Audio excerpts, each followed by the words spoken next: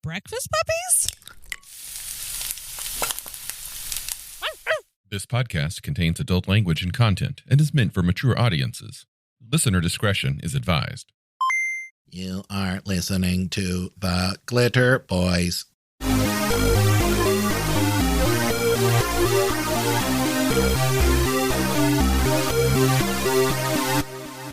Welcome back. So we're taking a look at the very, very, very earliest work that Palladium and Kevin Siembieda ever put forth. This week, we'll be talking about that lovely blue Xeroxed cover, the Mechanoids. The Mechanoid Invasion Trilogy. Yeah, the Mechanoids were what Clerks was to Kevin Smith. It was his passion project put together with everything Kevin could scrape together, or beg, borrow, or steal. THX 1138? Yeah. It's one thing I really like about it is that it offers in the collected trilogy a bit of history, like 5 pages of very, very, very early experiences, where Kevin came from, the origins of his entire interest and forays into the role-playing universe. And it's just a fascinating look into what made Palladium.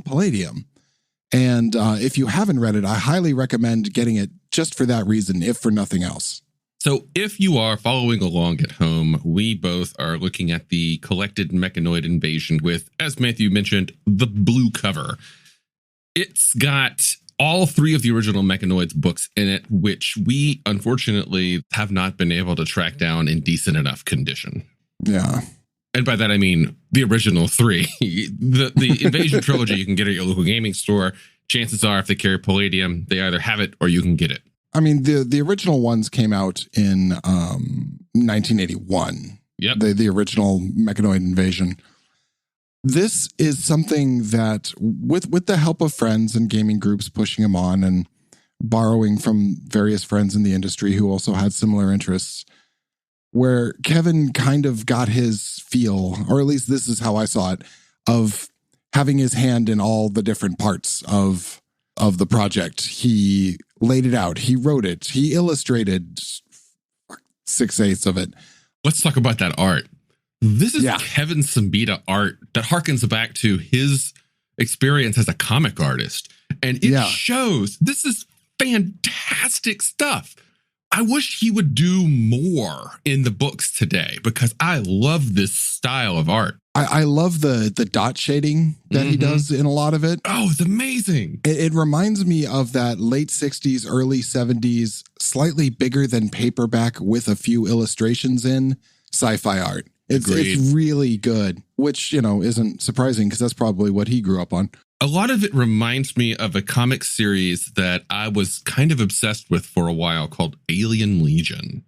It's got a very similar style to that. In fact, like these books have full page panel by panel comics in them. Yeah. That I'm just looking at it and thinking, man, I need to go back and reread Alien Legion because this has just given me the Nick fit for it,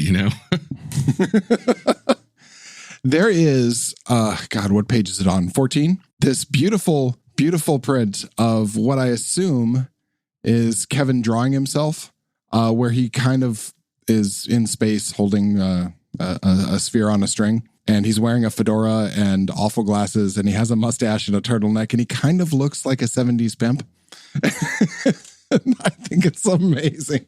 He probably put this together in the late 70s, early 80s. I imagine a few years were spent doing this, and he was in his 20s at the time. Yeah. Young 20s, too. Yeah, this is a mustachioed 20s Kevin Symbita. It's beautiful.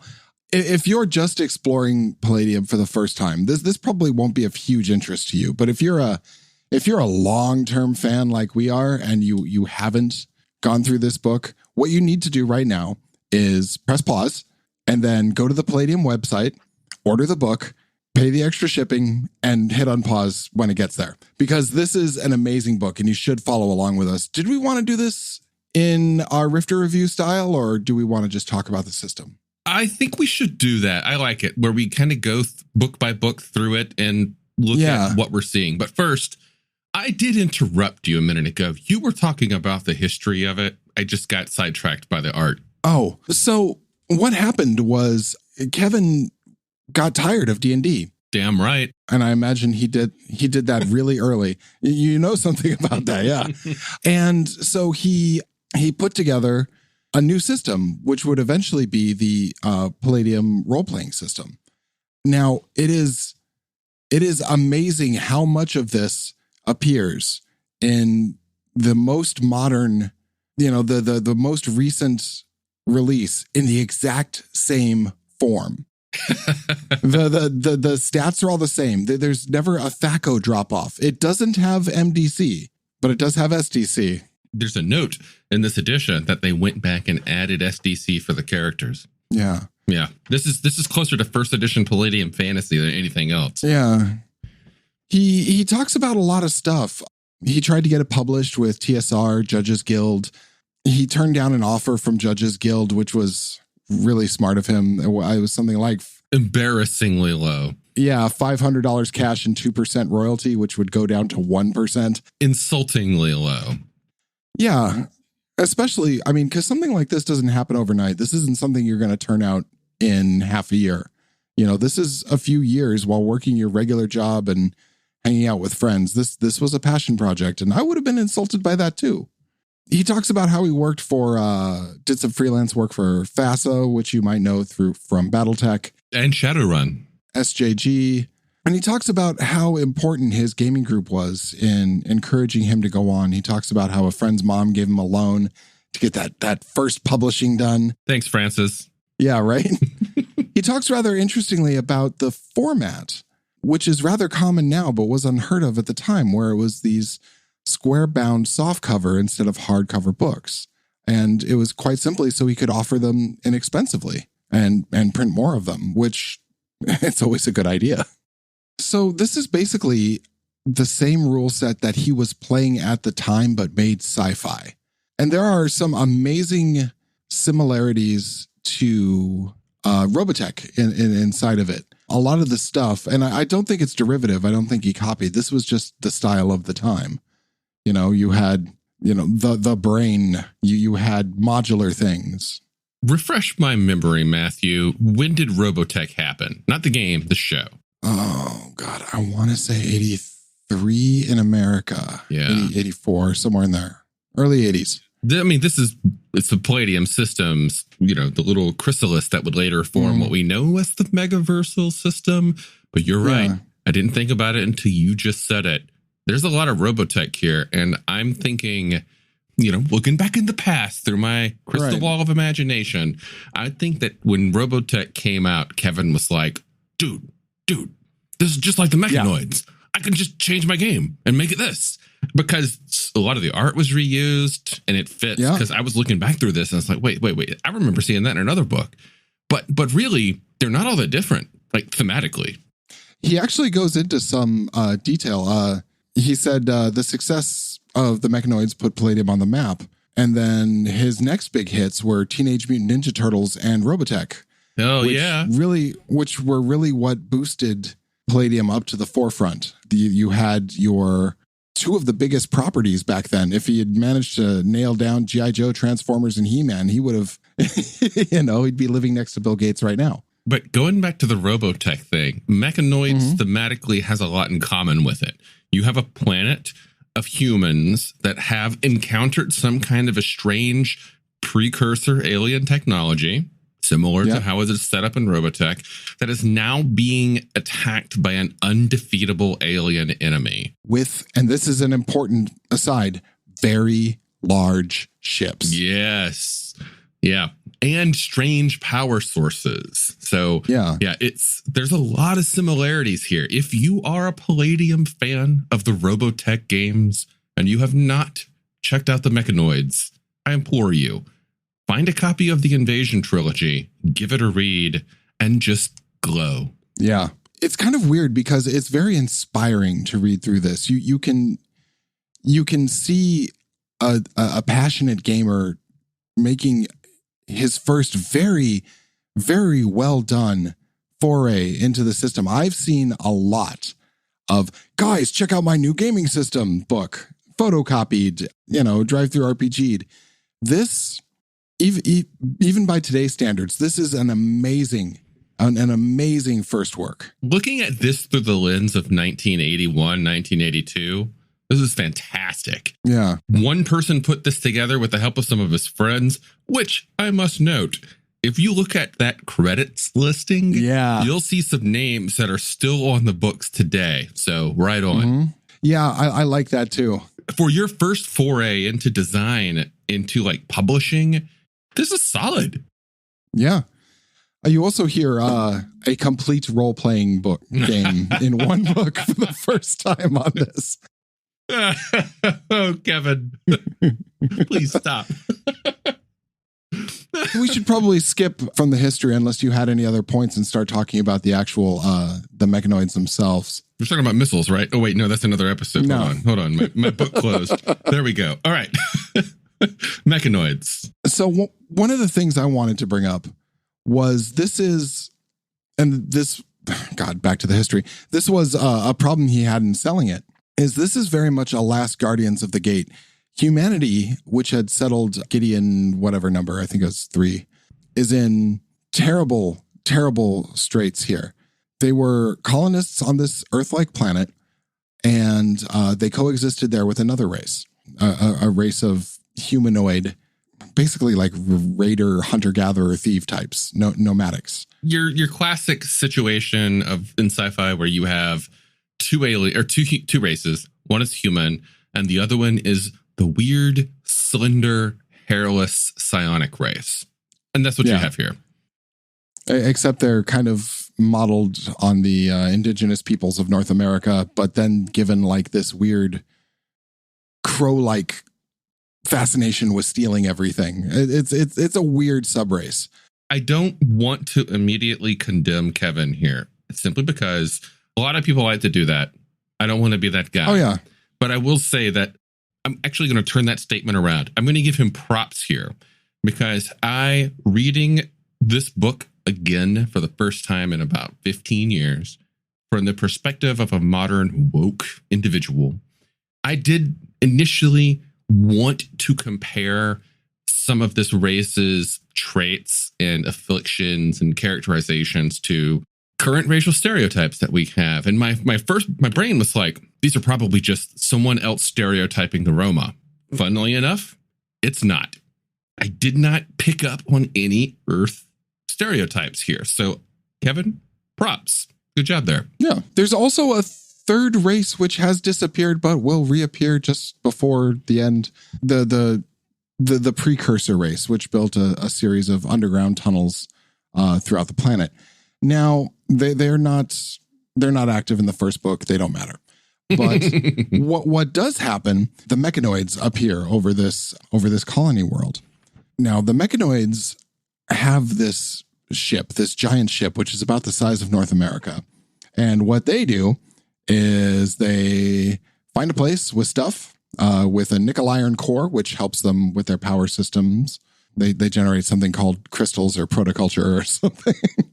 They exterminate all life because they are themselves a created race that was made from alien humanoids, and thus they hate humanoids. It's the classic story of, some humanoid race made robotic minions. Those minions gained sentience. They overthrew their masters, and now they hate all life. Yeah. And then they literally carve up planets, smelt them down for usable stuff, and move on to the next place. They destroy whole star systems. They grind them up, take the usable stuff out, and move on. And it just fuels their war machine. Now, the Mechanoids are called Mechanoids because they are power armor wearers and semi-sentient robots. They're all controlled by master brains and a leadership caste, I assume. They torture for fun. They like to do things like vivisect humans to find out how they scream and what pitches they scream. Do they scream melodically? I mean, you're not going to do I have sympathy with that villain ploy. Nope, pure evil, and humanity is hanging on by a thread. Now this is an advanced humanity that is a starfaring a starfaring race, but they are not up to the same standards as the invaders, the Mechanoids. While you can play the natives of Gideon, I imagine most don't. Gideon E, that's what it was. It wasn't a number. Anyway, so the Mechanoids show up, start carving out the outer worlds and the moonlets nearby, and they go, oh shit, something really bad is coming. And they send a distress signal to like the Federation, the Earth Coalition. That takes 6 months. They're pretty far out, so they got no help. So what you have here is a 6 month window of desperate fighting, improvisation. You get this feeling of the last Guardians at the Gate. Like it's very Halo Reach. If you've ever played that, you will be overwhelmed in the end. What matters is how you sell your life in this game. And I really like that. Because it lends itself to moments of high drama for the players. So we have a good foundation for a story. We've got everything ready to go to play some kind of desperate survivors of humanity against the unstoppable machine foe. Right here in the first book, right? Now let's take it back to that statement, a complete role-playing game. And I want to tell you, well, why the Mechanoids' first book is in fact a complete role-playing game, more so than Rift's Chaos Earth. Yeah, I was about to say, sorry, Chaos Earth. All right, here's some things that we got here that's going to make this complete. Well, okay, you're sitting down in your group, you're thinking, man, all right, cool. I want to game about robots attacking people. What are we going to do this? Well, I need a place to do it. All right, cool. Gotcha, fam. 2-page spread with a zoomed-in local map, multiple zoomed-out planetary maps, regional maps, and hot spots of activity. Got it. Cool. Awesome. All right. I need a story here. Well, all right. We've already said we got a story. Good to go. Jump on in. But I need some more details on this story. Like, what's the timeline here? Well, I think just so happens the page right after those maps has the timeline. It's a breakdown. So if you're thinking, I want to involve players in a thing, but you like have the world happening around them, so I generally know what the author's expecting to happen next, he's got you covered. Yeah. You need player characters. We got those. We got them in spades. There's some really cool classes in here. You need things to fight. Well, what do you know? There's all kinds of stats on enemies here. Not only is there a bestiary of the Mechanoids, there's also a bestiary of weird local flora and fauna and multiple example characters from this local alien tribe. What about equipment? You're reading my mind, man. We need some gear. Guess what? I got a lengthy fucking gear section. And it's just all kind of weird ass stuff, including like what may at first lead you to believe is a bionic arm. If you have read Heroes Unlimited, it's not actually a bionic arm. It's just like a sleeve that you wear. This game has everything you need. What about if you needed like internal maps of like enemy fortifications? Would it have that? Well, I'm not seeing, sorry, I had to flip back through the pages here. I don't see specific things about enemy maps, but there's an adventure location, the Tunnels of the Ancients, complete with maps. Not only maps of the location themselves, but also maps of how they relate to each other, maps of how they might interact in the greater world, key locations connected to each other in a pinpoint map across a freaking globe. Yep. Come on, Chaos Earth. What's your problem? I'm never going to let this go. There's also some flavor in here, which reminds me of playtesting sessions where the GM just goes, the fuck do you think you're doing? The PE/M8 multiple plasma injector. It goes in through the basic stats, like all weapons in the Palladium system. But it has some interesting... Oh, excuse me. I'm talking about the fusion torch. It has some interesting caveats listed, such as the fusion torch begins to overload if continually in use, or it expends great amounts of energy in a relatively short time. So I see this in my mind's eye as it goes on with 5 more pages, 5 more paragraphs of description of what happens if you use this thing too much. Somebody decided to overload this thing in a game. Somebody had to deal with an Abel McVenner, and they said, we are never letting our players deal with this. We're going to put down exactly what this thing can and can't do and how much damage it has when the thing inevitably explodes. And I just I love that because it's a look into the group that made it and what they were thinking and what they were doing. And they were being very inventive. Not just that. Look at the art, specifically the art of like weapons, gear, and the mechanoids themselves. There's so much detail put into what each item drawn in the picture does, complete with little arrows pointing out each individual thing. Like this is the retractable head, but this is the optical section, and this is the full range of sensory equipment. Here we have a scan diagram of the various stages of connection and like detachment that this walking fortress does. It's beautiful. Palladium has always been very good about that. My first experience with that was Robotech, where they went into all the cockpits and the different like heads up displays and cockpit configurations. But like that not bionic arm you were talking about earlier, the superhero bionic arm. I didn't need to know that it had adapter plugs for manual command digital keypad, but it's there and I know exactly where it is. Yeah. It's on the bicep. What is a dosimeter? Do you know? I don't know, but it's there. Something else that I really like about this single book, not only does it have the villains, it shows their 5-year plan. You know, it shows their intentions. It goes into detail about what powers their technology, why they're doing what they're doing, how they communicate, things that you as a GM want to know about these alien races, because some fucking player at the table is going to be like, well, I'm going to hack their radio. And you're like, tell you what, man, I got you covered. There's a system for it right here on this page. It's everything that you need to run in less than 100 pages for a fantastic game with the simple mechanics that do everything that you will want it to do. And that's book 1. Yeah. Now, there was a way off planet, this final stand. These people were beaten back to the bedrock, but they maintained their tech base underground. They have what is essentially a space shuttle, which is now the Dreadnought, heavily armored. They have all kinds of flying cars and things like that. I mean, they're not beaten back to like Terminator levels. They still have manufacturing capability. And that becomes very important when we get into book 2. Speaking of which, what do you say we take a break and turn this into a 2-parter? Okay. Yeah. I'm in. Right. So that was the Mechanoids. I highly recommend that you pick this up if you have any interest in just the where Palladium came from, or if you want to see what a first-time game designer can do.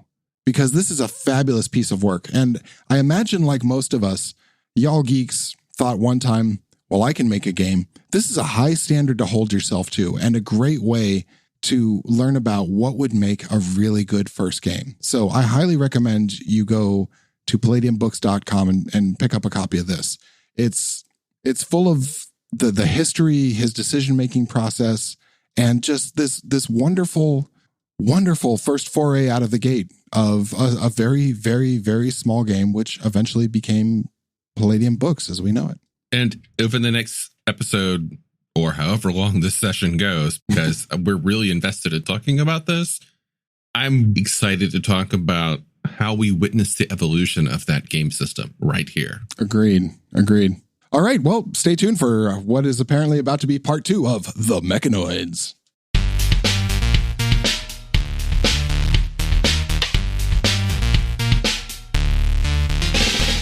You've been listening to The Glitterbois, a Palladium Books fan podcast.